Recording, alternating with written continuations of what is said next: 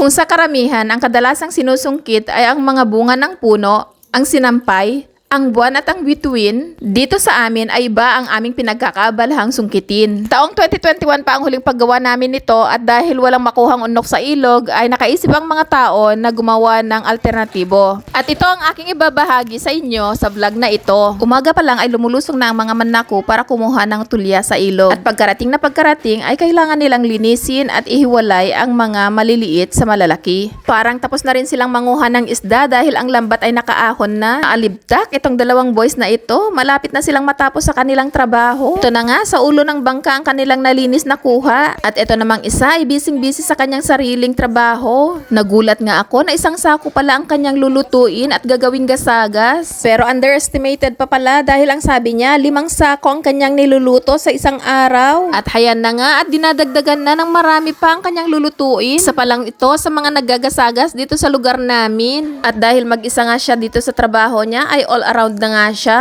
Siya lang ang gagawa mag-isa lahat, katulad ng paglalagay ng panggatong, paglalagay ng tubig, paglalagay ng benek at paghahalo-halo hanggang sa makuha ang laman. Pero kahit solo flight man niya, kayang-kaya niya hanggang 5 sako. Ako naman tayo sa trabahong gusto ko talagang ipakita sa inyo ang panunungkit nito. Matapos may ahon sa ilog ay ito'y binababad sa tubig para mailabas ang mga dumi niya. At pagkatapos ng ilang oras ay heto na tayo sa sungkitan. Matyaga naming sinusungkit pa isa-isa ang laman nito. Ganyan po katrabaho ang bagoong na aming produkto. Dito mo makikita ang pagsisikap ng mga tao na kumita ng pera para sa kanilang pamilya. Nakaupo man maghapon ay hindi talaga madaling manungkit ng paisa-isa sa mga laman ng tulya. Matapos ang sungkitan ay heto naman tayo sa masusing banlawan. Ginagawa ito para siguraduhing malinis ang laman bago ang sunod na proseso. Katapos ay drain para matanggal ang excess na tubig. At syempre hindi nawawala ang merienda time. Kumakain ba kayo nitong bukayo? Pagkatapos madrain ang laman ng benek ay nilalagyan natin ito ng asin. Dahil bagoong produktong ginagawa natin dito, ang next na procedure ay paglalagay sa lalagyan. Pero ang ibobote natin ngayon ay yung mga naasinan pa nung mga nakaraang araw. Dahil tamang-tama na ang kanilang pagkakababad sa asin. 2